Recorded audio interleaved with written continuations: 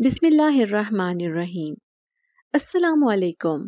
اس عورت کی زچگی بڑی ہی تکلیف سے ہوئی تھی۔ ابھی تک اس کے چیخنے کی آوازیں میرے کانوں میں گونج رہی تھیں۔ پہلے سے ہی 6 بیٹیاں تھیں اس کی۔ بیٹے کی آس میں جب وہ 7ویں مرتبہ حاملہ ہوئی تو بس مرتے مرتے ہی بچی تھی۔ میں نے اپنی پوری جان مار دی تھی کہ اسے ذرا بھی تکلیف نہ ہو۔ اس کی بیٹیوں اور اس کے نوزائیدہ بچے پر اس کا سایہ ایسے ہی قائم رہے۔ پھر یہ اللہ کی مہربانی تھی کہ اس کی جان بچ گئی تھی، لیکن مجھے اپنے گاؤں واپس آتے آتے بہت دیر ہو گئی تھی۔ رات کے 11 بج رہے تھے۔ میں جانتی تھی کہ میری بیٹی میرا انتظار کر رہی ہوگی، وہ اکیلی ہوگی، اور میری اس سوچ پر میرا دل ڈوب رہا تھا۔ اگر وہ معذور نہ ہوتی تو مجھے اس کی اتنی فکر نہ ہوتی، لیکن سب سے بڑا دکھ تو یہی تھا کہ وہ بیساکھی کے سہارے چلتی تھی۔ دوسرے گاؤں سے آتے آتے راستے میں یہ پرانا قبرستان پڑتا تھا۔ اس قبرستان کے پاس سے گزرتے ہوئے ہمیشہ ہی مجھے خوف محسوس ہوتا تھا۔ میں دل ہی دل میں اللہ کو یاد کرتی تیزی سے یہاں سے گزر جاتی تھی، لیکن آج میں ہرگز نہ رکتی اگر میرے کانوں میں کسی بچے کے رونے کی آواز نہ آتی۔ یہ آواز بڑی ہی حیرت انگیز تھی۔ اتنا چھوٹا بچہ معلوم ہوتا تھا کہ 6 مہینے یا 1 سال کا ہے۔ پھر دل میں خیال آیا کہ یہ جنات وغیرہ مجھے ڈرانے کی کوشش تو نہیں کر رہے، کیونکہ رات میں اکثر یہ مخلوق شریر ہو جاتی ہے۔ یہی سوچ کر میں اور تیزی سے یہاں سے جانے لگی، لیکن دوبارہ سے وہی دردناک بچے کے رونے کی آواز میرے کانوں میں آئی۔ اب میرے بڑھتے قدم رک گئے تھے۔ میں تیزی سے پلٹی اور ادھر ادھر دیکھنے لگی، تبھی میرا دل تھک سے رہ گیا۔ ایک پرانی قبر کے پاس بیٹھا وہ چھوٹا سا بچہ، جس کے جسم پر کوئی کپڑا بھی نہیں تھا۔ ہاں، کالے کالے بال دور سے ہی دکھائی دے رہے تھے۔ چاند کی روشنی اس کے جسم پر پڑ رہی تھی، ایسے میں اس کی سفید آنکھیں اس کالی رات میں خوب چمک رہی تھیں۔ اتنا چھوٹا بچہ بھلا قبرستان میں کون چھوڑ کر جا سکتا ہے؟ اب میں اتنی سنگ دل تو نہیں تھی کہ اسے چھوڑ کر چلی جاتی، اس لیے جلدی سے اسے گود میں اٹھایا اور پھر اپنی چادر میں لپیٹ لیا۔ میں اسے چپ کروانے کی کوشش کر رہی تھی۔ بچہ بخار میں تڑپ رہا تھا۔ اب میں اسے گھر لے کر جا رہی تھی۔ اچانک ہی مجھے اپنی پشت پر کسی کی نظروں کی تپش کا احساس ہوا تھا۔ میں نے پلٹ کر دیکھا، قریبی جھاڑیوں میں ہلچل سی ہوئی تھی۔ میرا دل تھک سے رہ گیا۔ وہاں پر کوئی چھپا بیٹھا تھا، شاید اس بچے کو چھوڑنے والی عورت یا پھر مرد۔ پھر ہمت کر کے میں جیسے ہی جھاڑیوں کے پیچھے گئی تو وہاں کسی کا شائبہ بھی نہیں تھا۔ عجیب سا احساس لیے اب میں گھر جا رہی تھی۔ میرا نام مائی خیرن ہے۔ میں ایک گاؤں سے تعلق رکھتی تھی۔ میں پیشے سے ایک دائی تھی۔ میں نے اپنے گاؤں میں بننے والے ہسپتال کی ڈسپینسری سے باقاعدہ زچگی کا کورس کر رکھا تھا۔ یہی وجہ تھی کہ میں پورے گاؤں میں مشہور تھی، بھلے ہی پھر وہ وڈیرے کی بیٹی ہوتی یا بیوی، یا پھر اس کی بہو، یا پھر کسی غریب مزارے کی بیٹی۔ سب لوگ اپنی بہن بیٹی کی ڈلیوری کرانے کے لیے مجھے ہی بلانے آتے تھے۔ انہیں مجھ پر بھروسہ ہوتا تھا۔ میں بھی اپنی پوری جان لگا دیتی کہ نہ بچے کا کوئی نقصان ہو اور نہ ہی کسی عورت کا، جو اتنے جتن کر کے بچہ پیدا کرتی تھی۔ میری زندگی میں میری بیٹی کے علاوہ کوئی بھی نہیں تھا۔ میرے شوہر نے کافی سال پہلے ہی مجھے طلاق دے دی تھی۔ وہ اسی گاؤں کا رہنے والا تھا، لیکن بہت پڑھا لکھا۔ میں ٹھہری ایک ان پڑھ عورت۔ میں نے صرف 5 جماعتیں پڑھ رکھی تھیں، لیکن وہ شہر کا پڑھا لکھا تھا۔ بڑے بڑے خواب لیے نہ جانے کہاں کی سوچ رکھتا تھا۔ اس نے شہر میں کوئی لڑکی بھی پسند کر رکھی تھی، لیکن اس کے گھر والوں نے زبردستی اس کی شادی مجھ سے کر دی، اور پھر ایک بیٹی پیدا ہونے کے بعد وہ مجھے چھوڑ کر چلا گیا، ہمیشہ کے لیے۔ میں نے سنا تھا کہ شہر میں جا کر اس نے کسی لڑکی سے نکاح کر لیا تھا۔ اس کے بعد وہ دونوں کسی دوسرے ملک چلے گئے تھے۔ اب اس کا کوئی اتا پتہ نہیں تھا۔ ہاں، لیکن جب 3 سال گزر گئے تب مجھے ایک خط ملا تھا، جس میں واضح انداز میں طلاق نامہ بھی اس نے لکھ ڈالا، اور ساتھ ہی مجھے یہ بھی کہہ دیا کہ اب میں اس کا انتظار نہ کروں۔ میرا دل دکھ سے بھر گیا تھا اپنی بیٹی کے لیے۔ اب میں اپنے میکے چلی آئی، لیکن وہاں پر بھی میرے لیے جگہ نہیں تھی۔ لوگوں کے دل بڑے ہی چھوٹے ہوتے ہیں۔ یوں میں اکیلی ہی اپنی بیٹی کو پالنے لگی۔ جہاں جاتی اس کو ساتھ لے کر جاتی۔ شروع میں وڈیرے کی زمینوں پر کھیتی باڑی کرنے چلی جاتی تھی، جیسے گاؤں کی دوسری عورتیں فصل کاٹنے جاتی تھیں۔ اور سب سے بڑی غلطی مجھ سے یہی ہوئی جب میں اپنی 4 سالہ بیٹی کو لے کر فصل کاٹنے چلی گئی۔ میں نہیں جانتی تھی کہ وہاں پر زہریلے سانپ بھی موجود ہوں گے۔ میں نے اپنی بیٹی کو زمین پر ہی بٹھا دیا، لیکن میں کپڑا بچھانا ہی بھول گئی۔ وہ معصوم زمین پر بیٹھی کھیل رہی تھی جب ایک زہریلے سانپ نے اسے کاٹ لیا۔ اس کے زہر کا اثر تھا کہ میری بیٹی زندگی بھر کے لیے معذور ہو گئی۔ میرا صدمے سے برا حال تھا۔ پوری زندگی کا معاملہ تھا اور وہ لڑکی تھی۔ کل کو اس کی شادی ہوتی تو میں کیسے اس کے معصوم سوالوں کے جواب دوں گی کہ وہ معذور کیسے ہوئی صرف میری غفلت کی وجہ سے۔ اب میں نے اس کا علاج کروانے کی کوشش کی، لیکن گاؤں کے طبیب نے کہہ دیا تھا کہ اب تمہاری بیٹی زندگی بھر اپنے قدموں پر کھڑی نہیں ہو سکے گی۔ وہ ایک ٹانگ سے معذور ہو چکی تھی، اس کا ایک پاؤں ناکارہ ہو گیا تھا۔ پھر میں نے ہمت دکھائی اور کھیتوں میں کام کرنا چھوڑ دیا۔ ڈسپینسری میں جا کر زچگی کا کورس کیا اور دائی کا کام کرنے لگی۔ عمر کے ساتھ ساتھ تجربہ بھی بڑھ گیا تھا۔ اب میں نہ صرف اپنے گاؤں میں بلکہ دوسرے گاؤں میں بھی عورتوں کی ڈلیوری کرنے جاتی، اور اکثر ہی مجھے دیر ہو جاتی تھی۔ کسی کے ہاں بیٹا پیدا ہوتا تو کوئی خوش ہو کر میرے ہاتھ پر پیسے بھی رکھ دیتا تھا، ورنہ میں اپنے منہ سے کبھی بھی پیسے نہیں مانگتی تھی۔ مجھے سرکاری ڈسپینسری سے اس کا معاوضہ بھی مل جاتا تھا۔ یوں میرے گھر کا گزارا اچھے سے ہو رہا تھا، لیکن میں نہیں جانتی تھی کہ آج اس قبرستان میں مجھے 1 سالہ بچہ مل جائے گا جو بالکل برہنہ حالت میں قبر کے پاس بیٹھا ہوا تھا۔ میں اسے اپنے ساتھ اپنے گھر لے آئی تھی کیونکہ اسے بخار ہو رہا تھا۔ میری بیٹی جو میرے انتظار میں جاگ رہی تھی، اس کے چہرے پر فکر مندی دیکھ کر مجھے بے اختیار اس پر پیار آیا تھا، لیکن میرے ہاتھ میں بچہ دیکھ کر وہ حیران رہ گئی تھی۔ ارے اماں، یہ کس کا بچہ لے آئیں؟ وہ معصومیت سے پوچھنے لگی۔ میں کہنے لگی، ارے میں کیا جانوں کس کا ہے، مجھے تو یہ قبرستان سے ملا ہے۔ یہ سن کر وہ حیران رہ گئی تھی۔ پھر پوری رات میں نے اور میری بیٹی نے اس کا خیال رکھا۔ صبح تک وہ بالکل ٹھیک ہو گیا تھا۔ میں اس کا بہت خیال رکھتی تھی۔ وہ اتنا چھوٹا تھا کہ اپنا نام بھی نہیں بتا سکتا تھا، اسی لیے میں نے اسے پالنے کا فیصلہ کیا تھا۔ میری بیٹی کا بھی دل لگ گیا تھا۔ رزق دینے والی اللہ کی ذات تھی، اس لیے میں نے کسی کی بھی پرواہ نہیں کی تھی۔ حالانکہ عورتیں باتیں بنا رہی تھیں، کہنے لگیں، ارے یہ کسی کا ناجائز بچہ تو نہیں جو تم پال رہی ہو؟ تو میں کہنے لگی، جائز ہو یا ناجائز مجھے اس سے کوئی لینا دینا نہیں۔ یہ معصوم بچہ مجھے لاوارث حالت میں ملا ہے، اس لیے میں نے اسے پالا ہے۔ پھر ایک رات بڑی ہی غضبناک تھی۔ وہ ایک طوفانی رات تھی۔ دروازے پر کوئی آیا تھا۔ میں نے دیکھا وہ وڈیرے کا بیٹا تھا جو بڑا ہی سخت مزاج کا نوجوان تھا۔ وہ مجھے کہنے لگا، چل مائی، میری بیوی کے ہاں بچہ ہونے والا ہے۔ اب اس بارش میں کہاں اسے ہسپتال لے کر جاؤں گا؟ تو جلدی سے حویلی پر آ جا۔ میں ان بڑے لوگوں کے گھر جاتے ہوئے گھبراتی تھی، کیونکہ ذرا سی اونچ نیچ ہو جاتی تو انہوں نے مجھے کہیں کا نہیں چھوڑنا تھا۔ پھر بھی میں اس کے کہنے پر حویلی چلی آئی، لیکن میں نے جب اس کی بیوی کو تڑپتے ہوئے دیکھا تو میں کہنے لگی، اسے تو شہر لے جانا ضروری ہے، یہ میرے بس کا کام نہیں، کیونکہ اس کا خون بھی بہہ رہا تھا۔ وہ کہنے لگا، اب میں اس طوفان میں اس کو کہاں شہر لے کر جاؤں؟ تو اپنی کوشش کر، اس کے پیٹ میں میرا بیٹا ہے، کوشش کرنا وہ زندہ سلامت باہر آ جائے۔ اسے اپنی بیوی کی ذرا پرواہ نہیں تھی اور میرے ہاتھ پاؤں کانپ رہے تھے۔ میں اسے کہنا چاہتی تھی کہ یہ میرے بس کا کام نہیں، تم اسے شہر لے جاؤ، لیکن ان بڑے لوگوں کے آگے بھلا میری کہاں چلتی۔ اور پھر وہی ہوا جس کا مجھے ڈر تھا۔ جیسے ہی بچہ پیدا ہوا تو اچانک خون ندی کی طرح بہنے لگا اور وہ بچی موقع پر ہی دم توڑ گئی۔ اب میں سسک رہی تھی، نہ جانے کیوں مجھے بہت ہی رونا آ رہا تھا۔ پہلی بار زندگی میں ایسا ہوا تھا میرے ساتھ۔ وہ بیٹے کی خوشی منا رہے تھے۔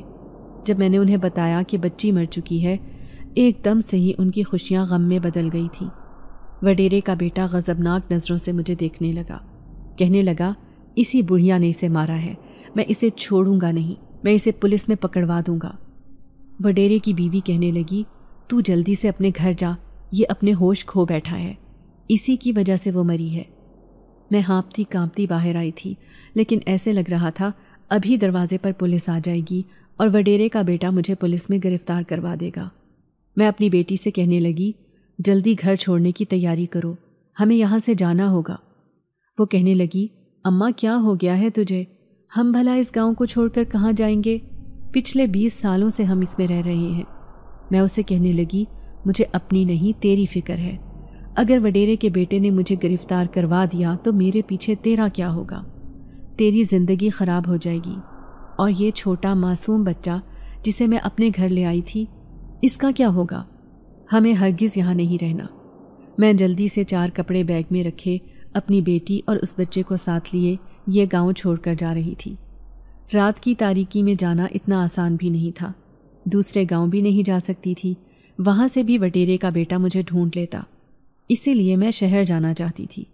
لیکن راستے میں ایک خوفناک جنگل آیا جہاں پر مجھے رکنا پڑا تھا، کیونکہ یہ بچہ مسلسل روئے جا رہا تھا اور میں اسے بہلانے کی کوشش کر رہی تھی، جبکہ میری معذور بیٹی کا چل چل کر برا حال ہو گیا تھا۔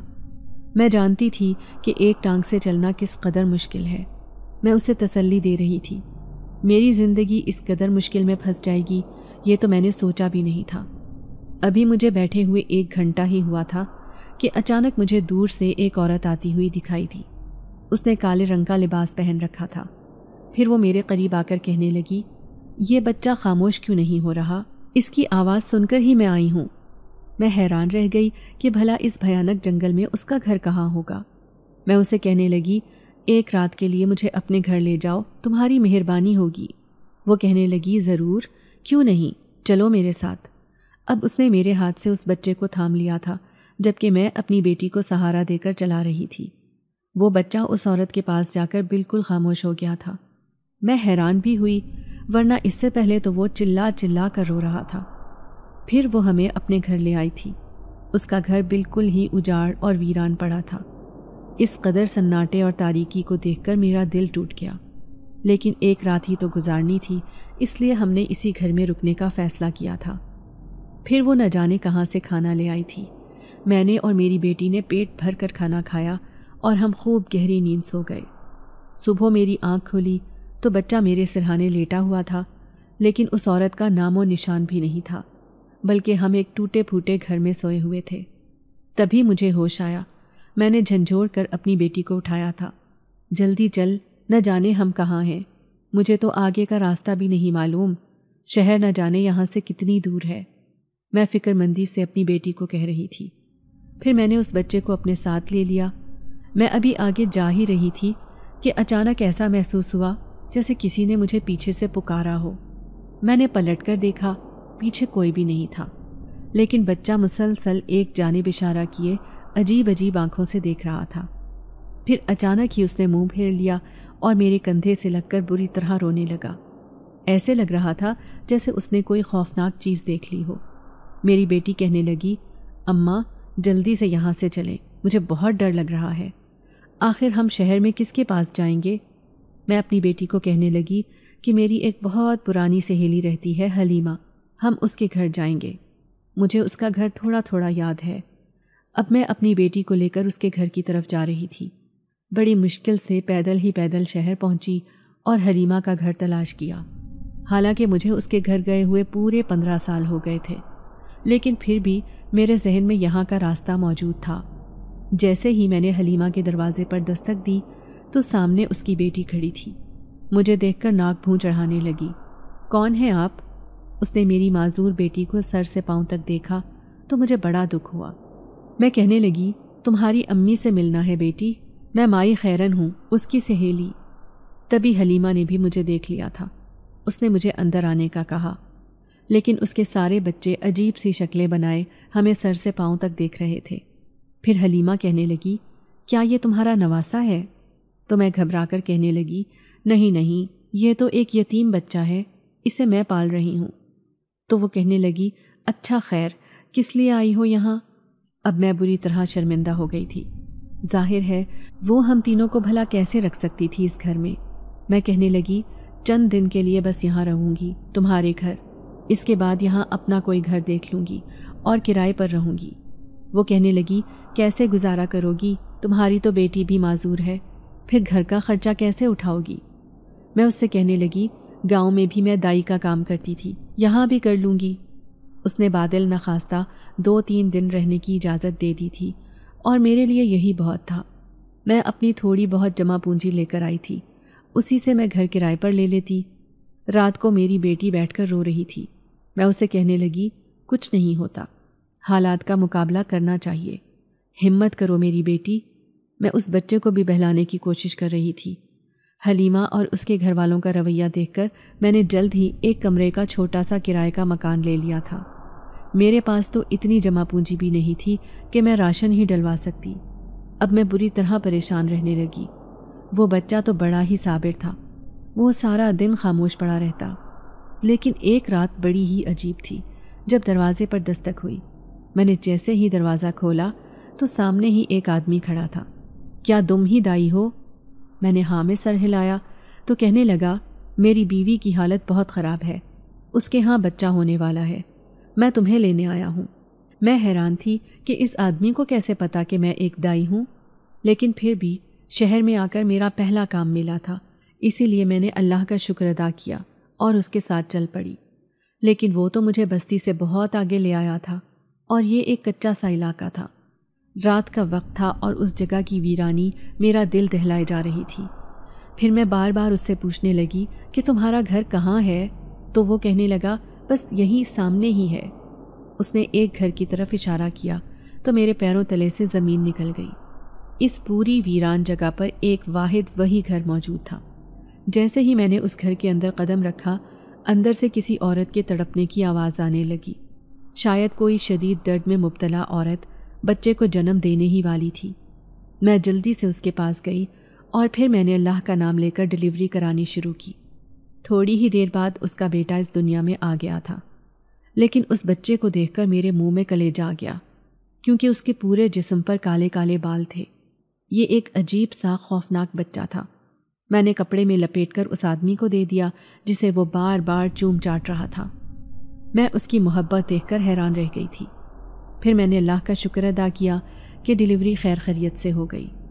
اب میں گھر جانا چاہتی تھی، تبھی اس آدمی نے مجھے آواز دے کر روکا اور کہنے لگا، پورے 10 سال بعد میرے ہاں بیٹے نے جنم لیا ہے، اس لیے میں آپ کو کچھ دینا چاہتا ہوں۔ اس نے ایک چیز میرے ہاتھ پر رکھی۔ جیسے ہی میں نے اپنی ہتھیلی کھولی تو میں حیران رہ گئی۔ اس میں تو سونے کے بڑے بڑے جھمکے رکھے ہوئے تھے۔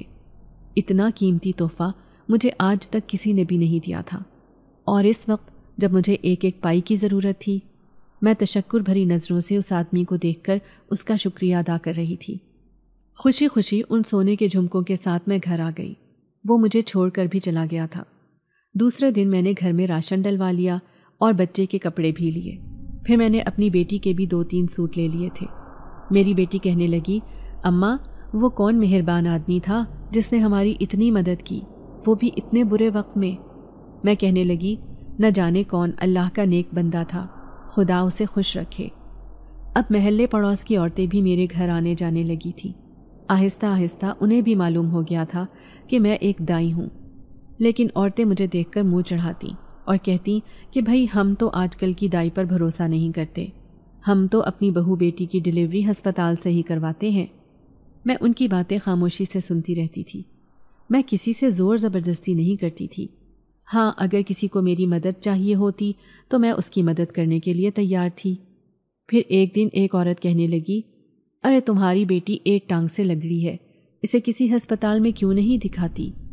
میں مایوسی سے کہنے لگی، ہسپتال میں لاکھوں کا خرچہ ہوگا، نہ جانے کون کون سی سرجری ہوگی، وہ سارا خرچہ بھلا میں غریب عورت کہاں سے برداشت کروں گی؟ تو وہ عورت کہنے لگی، ہاں اگر اس کا ہسپتال سے علاج ہو گیا تو یہ بالکل ٹھیک ہو جائے گی۔ ویسے یہ بچہ تمہاری بیٹی کا ہے نا؟ تم جھوٹ کہتی ہو نا کہ یہ بچہ یتیم ہے؟ میں اس کی بات سن کر گھبرا گئی۔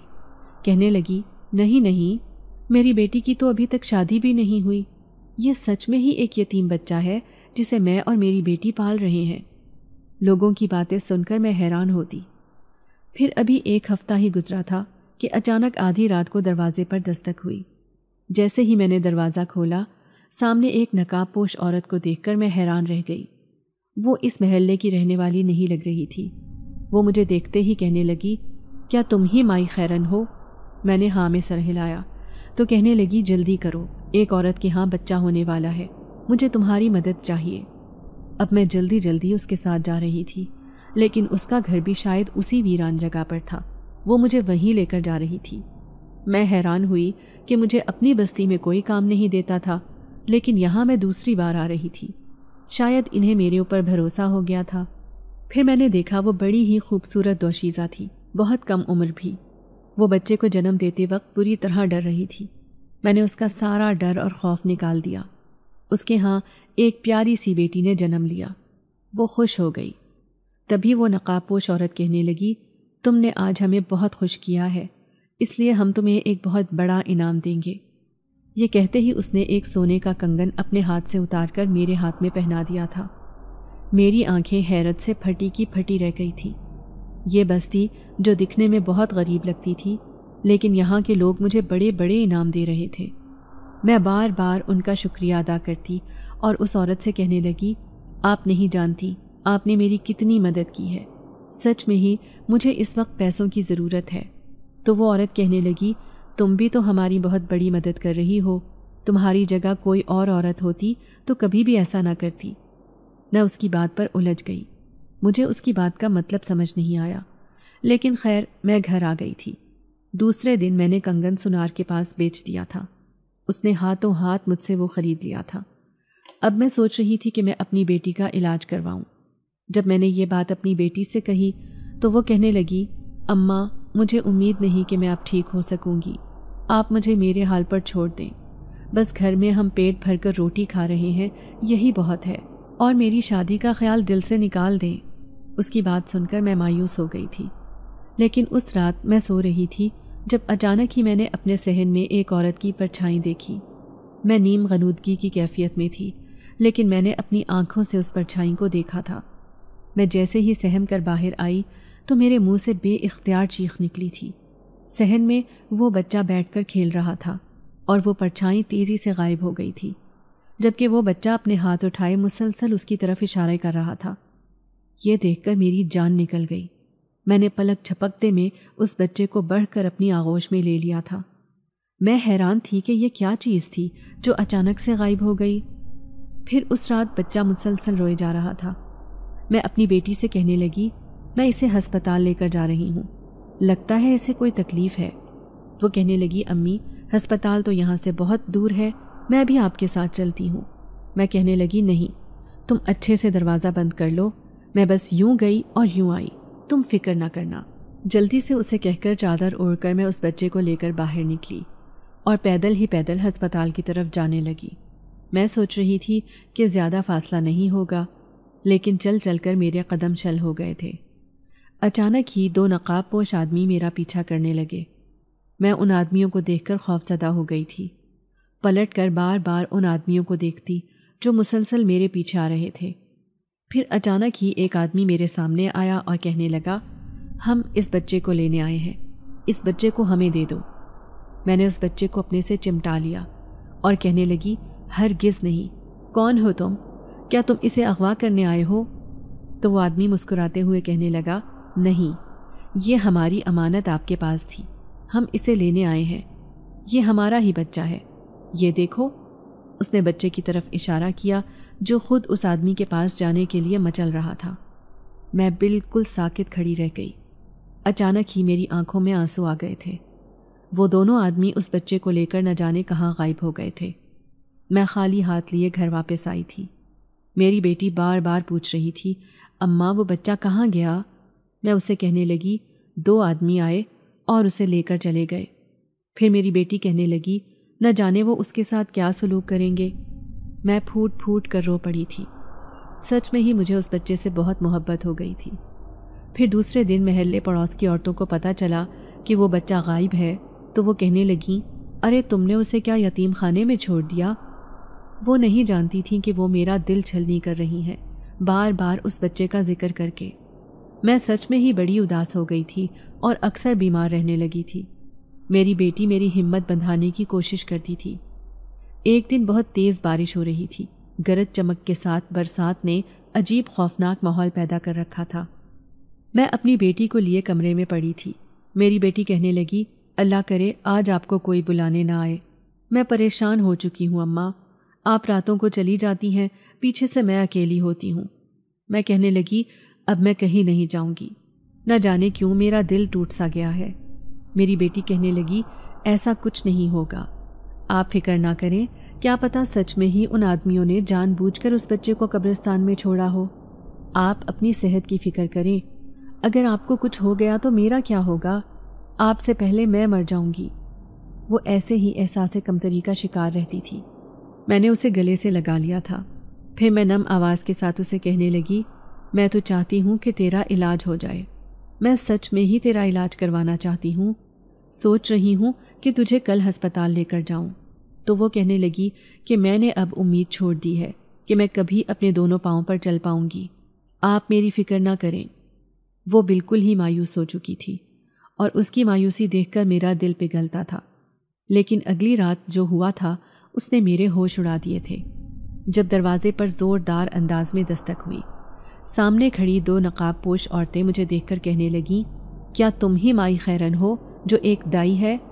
میں نے ہاں میں سر ہلایا تو وہ عورتیں کہنے لگیں، آپ کو ہمارے ساتھ چلنا پڑے گا۔ لیکن میں کیوں تمہارے ساتھ جاؤں؟ میں تیز لہجے میں انہیں کہنے لگی، کیونکہ آپ کا بلاوا آیا ہے، یوں سمجھ لیں کہ آپ خوش نصیب لوگوں میں شامل ہونے والی ہیں۔ کیا مطلب؟ میں سمجھی نہیں۔ گھر میں میری بیٹی اکیلی ہے، میں اسے چھوڑ کر نہیں جا سکتی۔ تو وہ مسکراتے ہوئے کہنے لگیں، پہلے بھی تو آپ اسے چھوڑ کر جاتی تھیں، اور آج تو آپ کی زندگی بدلنے والا دن ہے، چلے آئیں اور آ کر اپنی قسمت بدل لیں۔ اب وہ بڑی ہی عزت سے مجھ سے بات کر رہی تھی۔ میں ان کی تمیز دیکھ کر حیران رہ گئی۔ پھر اپنی بیٹی سے کہنے لگی، بس میں آج کی رات ان کے ساتھ جا رہی ہوں، اس کے بعد میں کبھی بھی کسی کے ساتھ نہیں جاؤں گی، میں دائی کا کام ہی چھوڑ دوں گی۔ میری بیٹی گھبرا کر مجھے کہنے لگی، اماں مجھے اس نئے گھر میں ڈر لگتا ہے، آپ جلدی آ جانا۔ اسے تسلی دے کر میں ان عورتوں کے ساتھ آ گئی تھی۔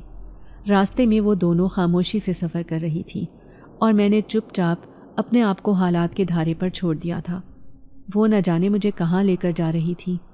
میں نے زندگی میں کبھی اپنے اچھے کی امید نہیں رکھی تھی۔ ابھی بھی میں سوچتی کہ میری زندگی میں کسی خوشی کا نام و نشان نہیں۔ ہاں، اس بچے کی صورت میں میری زندگی میں خوشی آئی تھی، وہ بھی وہ دونوں آدمی مجھ سے چھین کر لے گئے۔ اب وہ دونوں عورتیں مجھے ایک ویران سی جگہ پر لے گئی تھی۔ تبھی مجھے دور ایک بڑا خوبصورت گھر نظر آیا۔ میں اس گھر کو دیکھ کر حیران رہ گئی تھی۔ یہ تو وہی ایریا تھا جہاں پر اکثر میں عورتوں کی ڈلیوری کرانے آتی تھی، اور ایسے ہی نقاب پوش عورتیں وہاں پر موجود رہتی تھیں۔ اب مجھے کچھ بھی سمجھ نہیں آ رہا تھا، میں بس خاموشی سے ان کے ساتھ چل رہی تھی۔ پھر وہ مجھے اسی خوبصورت گھر میں لے کر داخل ہو گئیں۔ سامنے کا منظر اور بھی حیرت انگیز تھا۔ تخت پر ایک آدمی بیٹھا تھا جس نے سفید رنگ کا لباس پہن رکھا تھا۔ پھر اچانک ہی سب نے مجھ پر پھول برسانے شروع کر دیے۔ پھر وہ تخت پر بیٹھا ہوا آدمی بلند آواز میں کہنے لگا، دیکھو یہی وہ عورت ہے جس نے ہمارے بچے کی جان بچائی۔ اگر یہ ہمارے بچے کی جان نہ بچاتی تو آج ہم لاوارث ہوتے۔ ہمارا کوئی ایسا جن ذات نہیں ہوتا جو اس تخت پر بیٹھ سکے۔ میں خوفزدہ نظروں سے انہیں دیکھ رہی تھی، نہ جانے وہ کیوں مجھے اتنی عزت دے رہے تھے۔ تبھی وہ آدمی کہنے لگا، ادھر آؤ مائی، تم یہاں بیٹھو اس تخت پر۔ اس نے مجھے اپنے تخت پر بٹھا دیا تھا۔ تبھی وہ کہنے لگا، تم جانتی ہو اس وقت تم کہاں موجود ہو؟ ایک جنات کے محل میں۔ تمہیں یہاں اس لیے لایا گیا ہے تاکہ تمہیں تمہارے کیے کا بہت بڑا انعام دیا جائے۔ میں اس سے کہنے لگی، مجھے کچھ سمجھ نہیں آ رہا، آپ کون ہیں اور مجھے یہاں کیوں لایا گیا ہے؟ اور ایسے لگ رہا ہے جیسے میں کسی پرانے زمانے میں پہنچ چکی ہوں۔ یہ سن کر وہ مسکرایا، پھر کہنے لگا، سچ میں ہی تم ایک دوسری دنیا میں پہنچ چکی ہو، کیونکہ یہ جنات کی دنیا ہے، ہماری دنیا۔ تمہاری موجودگی ہمیں خوشی دے رہی ہے۔ اچانک ہی ایک عورت چلی آئی۔ اس نے کسی ملکہ کی طرح کا روپ اختیار کیا ہوا تھا، زیورات سے لدی پھندی۔ جیسے ہی وہ زینے سے اتر کر آئی، اس کی گود میں موجود اس بچے کو دیکھ کر میں حیرت سے دنگ رہ گئی تھی۔ میں سوچنے لگی کہ یہ بچہ یہاں کیسے آیا، لیکن اس بچے نے اپنی ماں کو ایسے تھام رکھا تھا جیسے وہ اس کی سگی ماں ہو۔ سچ میں ہی یہ اس عورت کا ہی بچہ تھا۔ اب مجھے کچھ سمجھ آنے لگی تھی، لیکن مجھے بہت ڈر لگ رہا تھا جب اس خوفناک چہرے والے جنات نے کہا تھا کہ یہ جنات کی دنیا ہے۔ یہ سچ میں ہی بالکل الگ ایک دنیا لگ رہی تھی۔ میں گھبرا کر کہنے لگی، مجھے یہاں کیوں لایا گیا ہے؟ تمہیں یہاں اس لیے لایا گیا ہے کیونکہ تم نے ہمارے بچے کی جان بچائی۔ دراصل بہت دن پہلے کی بات ہے کہ ہمارے بچے کو ایک شیطانی جن ذات نے اغوا کر لیا تھا۔ وہ ہمارے بچے کو اٹھا کر لے گیا۔ یہ اس نے اس وقت کیا جب ہمارا پورا قبیلہ سو رہا تھا۔ اس نے ایک شیطانی عمل کیا جس سے ہم مدہوش ہو گئے، اور وہ ہمارے بچے کو اٹھا کر لے گیا۔ اس بچے کو مارنے کے لیے اس نے اسے پرانے قبرستان میں چھوڑ دیا تھا تاکہ وہ زندہ سلامت نہ رہے، لیکن ہماری خوش نصیبی تھی اور ساتھ ہی ہمارے بچے کی بھی جو تم نے اسے اٹھا لیا، وہ محفوظ ہاتھوں میں چلا گیا تھا۔ جیسے ہی ہم پر اس عمل کا اثر ختم ہوا، ہم پاگلوں کی طرح اپنے بچے کو تلاش کرنے لگے۔ پھر ہم اس گاؤں میں جا پہنچے جہاں پر تمہارا ٹھکانہ تھا، لیکن ہمیں یہ دیکھ کر بڑی مایوسی ہوئی کہ وہ گھر بالکل خالی پڑا تھا۔ اب قبیلے کے سارے جنزاد انسانی روپ میں اس گاؤں میں جاتے اور تمہارا پتہ کرنے کی کوشش کرتے، لیکن سب کہہ رہے تھے کہ تم یہ گاؤں چھوڑ کر چلی گئی ہو، وہ بھی کسی آدمی کے خوف سے۔ لیکن ایک دن ہم نے سنا کہ اس شہر میں ایک نئی دائی آئی ہے جو بہت ہی تجربے کار ہے، اس کے ساتھ اس کی بیٹی بھی ہے اور ساتھ ہی ایک چھوٹا بچہ بھی۔ ہم سمجھ گئے کہ تم ہی وہ عورت ہو، اسی لیے ہم تمہارے پاس اپنے آدمی بھیجنے لگے تاکہ تمہارا اعتماد ہم پر قائم ہو جائے۔ یوں تم ہماری بستی میں آنے لگی، پیچھے سے ہمارے جنزاد اس بچے کے پاس پہنچ جاتے۔ اب ہم اسے پہچان گئے تھے، وہ ہمارا ہی بچہ تھا، تبھی تو ہم نے اسے اپنے پاس بلا لیا تھا۔ لیکن تم نے ایک بہت نیکی کا کام کیا، اس لیے ہم تمہیں انعام دینا چاہتے ہیں۔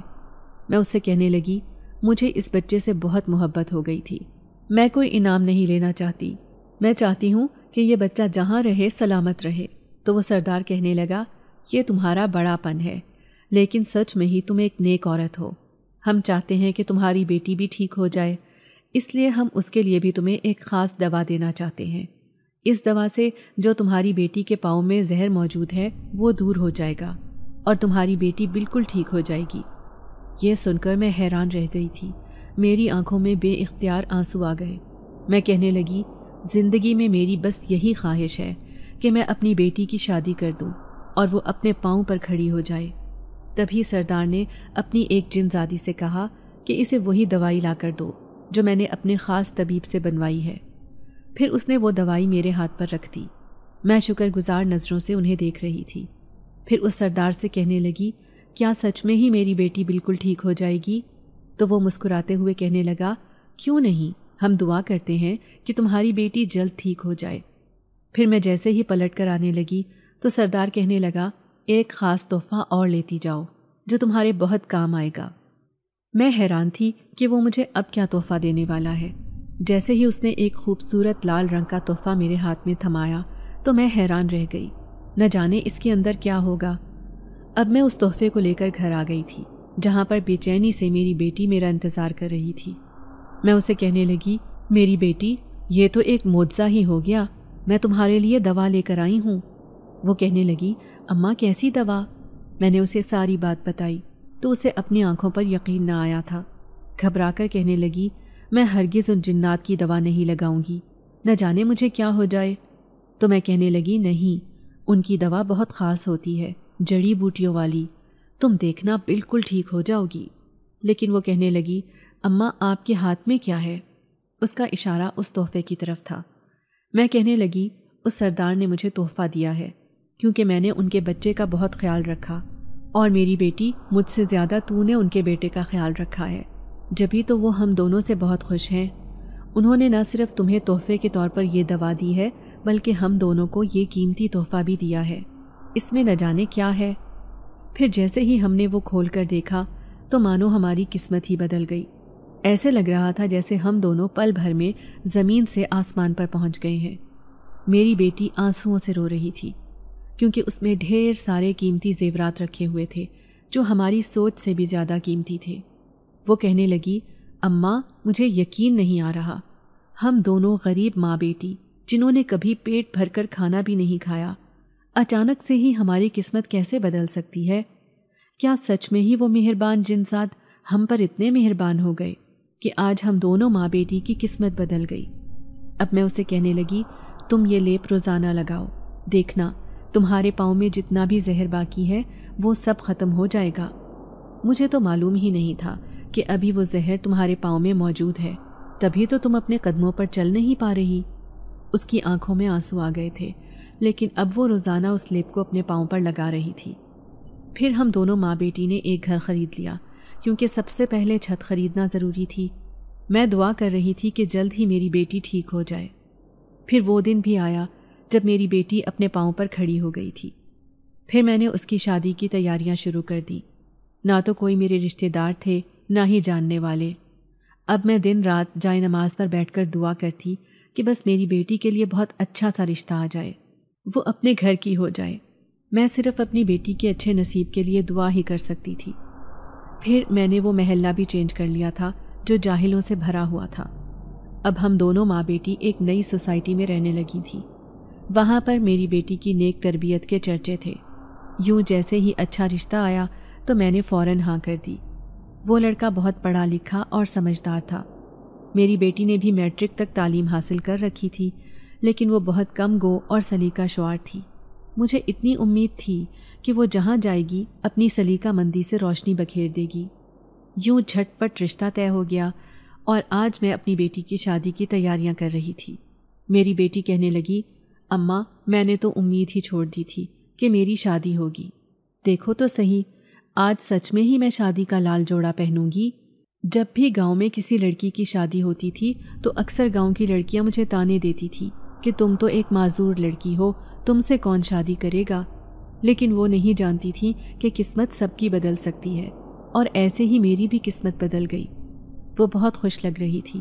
میں چاہتی تھی کہ وہ ہمیشہ خوش رہے۔ پھر رخصت ہو کر وہ اپنے گھر چلی گئی۔ جب دوسرے دن ملنے آئی تو میں نے اس کے چہرے پر خوشی دیکھی۔ اسے اچھے شوہر کا ساتھ نصیب ہوا تھا۔ اب میں اکیلی ہی اس گھر میں رہ رہی تھی۔ پھر میری بیٹی کہنے لگی، اماں تو اکیلی رہتی ہے، تیرا دل بھی نہیں لگتا، تو ایک کام کر، یتیم خانے سے ایک بچہ لے آ، اسے پالنا شروع کر دے، تیرا بھی دل بہل جائے گا۔ میں کہنے لگی، ایک بچہ تو میں نے پالا تھا، اسے تو اس کے خاندان والے لے گئے، اب میں کس بچے کو پالوں؟ تو وہ کہنے لگی، یتیم خانے میں بہت سے بچے مل جاتے ہیں، اگر تو کسی یتیم کے سر پر ہاتھ رکھے گی تو تجھے ثواب بھی ملے گا، ساری زندگی کا ثواب بھی، اور تیرا دل بھی لگ جائے گا۔ اس کا مشورہ مجھے پسند آیا۔ یوں اگلے ہی دن میں ایک 2 سال کا چھوٹا سا بچہ لے آئی، اس کے سر پر ہاتھ رکھا، اسے ایک اچھی زندگی دینے کی کوشش کی۔ میں تو ہر پل اس کا خیال رکھتی تھی، کسی ماں کی طرح۔ یوں کئی سال گزر گئے۔ اب وہ بچہ بھی بڑا ہو گیا تھا۔ ایک دن رات کو کوئی دروازے پر آیا تھا۔ میں اسے دیکھ کر چونک گئی۔ وہ ایک نوجوان لڑکا تھا جو بہت ہی خوبصورت تھا۔ مجھے کہنے لگا، آپ ہی مائی خیرن ہیں؟ میں نے ہاں میں سر ہلایا تو وہ کہنے لگا، میں آپ سے ملنے آیا ہوں، کئی سال پہلے آپ سے ملا تھا، لیکن آج جوان ہونے کے بعد میں آپ سے ملنے آیا ہوں۔ لیکن تم ہو کون بیٹا؟ میں اسے پہچاننے کی کوشش کر رہی تھی کیونکہ اب تو میں بھی بوڑھی ہو چکی تھی۔ پھر وہ مسکرایا اور کہنے لگا، میں ایک جن زاد ہوں، وہی جن زاد جسے آپ نے پالا تھا۔ میں اس ماں کو کیسے بھول سکتا ہوں جس نے اس اندھیری رات میں میرے سر پر ہاتھ رکھا تھا؟ مجھے آج بھی وہ رات نہیں بھولتی۔ میں حیران ہو کر کہنے لگی، اتنے چھوٹے بچے کو وہ رات کیسے یاد ہے؟ تو کہنے لگا، مجھے سب کچھ یاد ہے، کیونکہ وہ بہت اذیت بھری رات تھی، اور ہم جن ذات کے بچے ہیں، ہم کبھی کچھ نہیں بھولتے۔ آج آپ سے ملنے آیا ہوں، آپ کو کسی بھی چیز کی ضرورت ہو تو صرف ایک بار آنکھیں بند کر کے مجھے یاد کر لینا، میں آپ کے پاس پہنچ جاؤں گا، اور ہاں میں آپ سے ملنے آتا رہوں گا۔ یہ کہہ کر وہ میرے سامنے سے غائب ہو گیا۔ میں خوش ہو گئی تھی۔ پھر میں سنی کو لینے اسکول چلی گئی۔ میں نے اسے اسکول میں داخل کروا دیا تھا۔ ایک دن سنی کہنے لگا، اماں میرا باپ کون ہے؟ کیونکہ اسکول میں سب کے باپ آتے ہیں، میرا نہیں۔ مجھے اس کا یہ لفظ سن کر بہت دکھ ہوا۔ میں اسے کہنے لگی، تم ایک یتیم بچے ہو۔ تو وہ کہنے لگا، یتیم کا مطلب کیا ہوتا ہے؟ میری آنکھوں میں آنسو آ گئے۔ میں اسے کہنے لگی، یتیم کا مطلب ہوتا ہے جس کے ماں باپ نہیں ہوتے، لیکن تم خوش نصیب بچے ہو، تمہیں میرا پیار ملا ہے، میں تمہاری ماں ہوں، تمہیں ماں کا پیار بھی دوں گی اور باپ کا بھی۔ یہ سن کر وہ خوش ہو گیا۔ پھر وہ کہنے لگا، آپ کے ہوتے ہوئے مجھے کسی کی ضرورت نہیں، آج کے بعد میں کبھی آپ سے یہ سوال نہیں کروں گا۔ وہ بہت خوش لگ رہا تھا۔ مجھے بھی ایسے لگا جیسے میری زندگی مکمل ہو گئی ہے۔ یوں میں اس گھر میں اس کے ساتھ خوش رہ رہی تھی۔ پھر ایک نہیں، 2 نہیں، بلکہ کئی بچے اس گھر میں رہنے لگے۔ میں نے سب کے سر پر ہاتھ رکھ دیا تھا۔ اس یتیم خانے کا نام مائی خیرن تھا۔ میں اپنے زمانے کی ایک اچھی دائی رہ چکی تھی، لیکن ایک رات بڑی ہی انوکھی تھی۔ جب میرا جن ذات بیٹا مجھے بلانے آیا میں اسے دیکھ کر گھبرا گئی، لیکن وہ کہنے لگا مجھے آپ کی مدد کی ضرورت ہے، میری بیوی تڑپ رہی ہے، آپ نے اس سے پہلے بھی کئی جن زادیوں کی مدد کی ہے، آپ میری بیوی کی مدد بھی کریں۔ میں اس کی بات کو کیسے ٹال سکتی تھی؟ آخر کو میں نے اسے بیٹا بنایا تھا۔ یوں میں تیز تیز قدموں سے چلتے ہوئے اس کے ساتھ جانے لگی۔ پھر وہ مجھے ایک سنسان سے گھر میں لے گیا جہاں پر ایک خوبصورت لڑکی جو ایک جن زادی تھی وہ درد سے تڑپ رہی تھی۔ میں بڑے پیار سے اسے سمجھاتے ہوئے کہنے لگی، دیکھو یہ وقت سب پر آتا ہے، اس لیے تمہارے اوپر بھی یہ وقت آیا ہے۔ اس وقت میں تم نے حوصلہ اور ہمت دکھانی ہے، کبھی بھی ہمت نہیں ہارنی، اپنی طاقت جمع کرو، اس بچے کو جنم دے دو۔ میرے حوصلہ دینے پر اس نے ایک بیٹے کو جنم دیا تھا۔ وہ جنزاد بہت خوش ہوا، کہنے لگا آج آپ نے مجھ پر بہت بڑا احسان کیا ہے، میں ساری زندگی آپ کا یہ احسان یاد رکھوں گا۔ تو میں اسے کہنے لگی، بیٹے پر کیسا احسان؟ تم تو میرے جنزاد بیٹے ہو اور میں تمہاری ماں، اس لیے کبھی بھی یہ نہ کہنا کہ میں نے تم پر کوئی احسان کیا ہے۔ وہ مجھے گھر تک چھوڑ کر چلا گیا تھا۔ اب یہ یتیم خانہ بہت بڑا بن گیا ہے اور اس میں کئی بچے پل رہے ہیں، لیکن کوئی نہیں جانتا کہ چپکے چپکے جنات آج بھی میری مدد کرتے ہیں اور مجھے ان کی مدد حاصل ہے۔ جبھی تو میرا یتیم خانہ بہت بڑا ہو چکا ہے۔ میری بیٹی بھی اپنے گھر میں راج کر رہی ہے، اسے خوش دیکھ کر میں بھی خوش ہو جاتی ہوں۔ گاؤں کی کئی عورتیں بھی مجھ سے ملنے آتی ہیں، وہ کہتی ہیں ہم نے تو کبھی سوچا بھی نہیں تھا کہ گاؤں کی وہ دائی جو راتوں کو دوسرے گاؤں جا جا کر عورتوں کی ڈیلیوری کرواتی تھی آج اتنی بڑی اور عظیم عورت بن جائے گی۔ سچ میں تم ایک کامیاب عورت ہو مائی خیرن۔ وہ میری تعریفیں کرتی، گو کہ میں بہت بوڑھی ہو چکی تھی، لیکن میں نے اپنی زندگی کا ایک مقصد بنا لیا تھا۔ بھلے ہی میری زندگی ختم ہو جاتی، لیکن میرا نیک مقصد کبھی بھی ختم ہونے والا نہیں تھا، کیونکہ میں نے اپنی وصیت میں لکھ رکھا تھا کہ جب میں مر جاؤں تو میری بیٹی اس یتیم خانے کی مالک ہے، اور اس کا دل کتنا صاف اور بڑا ہے یہ مجھ سے بہتر کون جان سکتا ہے۔ اسی لیے میں نے اسے یہ ذمہ داری سونپ دی تھی۔ نہ جانے زندگی کی کب شام ہو جائے، لیکن میرے ساتھ بہت سے بچوں کی دعائیں ہیں اور مجھے اس بات کی بہت خوشی ہے۔ اگر آپ کو آج کی ہماری کہانی پسند آئی ہے تو اسے لائک کیجیے اور اپنے پیاروں کے ساتھ شیئر کیجیے، اور ہاں، اگر آپ نے ابھی تک ہمارا چینل سبسکرائب نہیں کیا تو ضرور کیجیے۔ ملتے ہیں کل ایک نئی اور دلچسپ کہانی کے ساتھ، تب تک کے لیے اللہ حافظ۔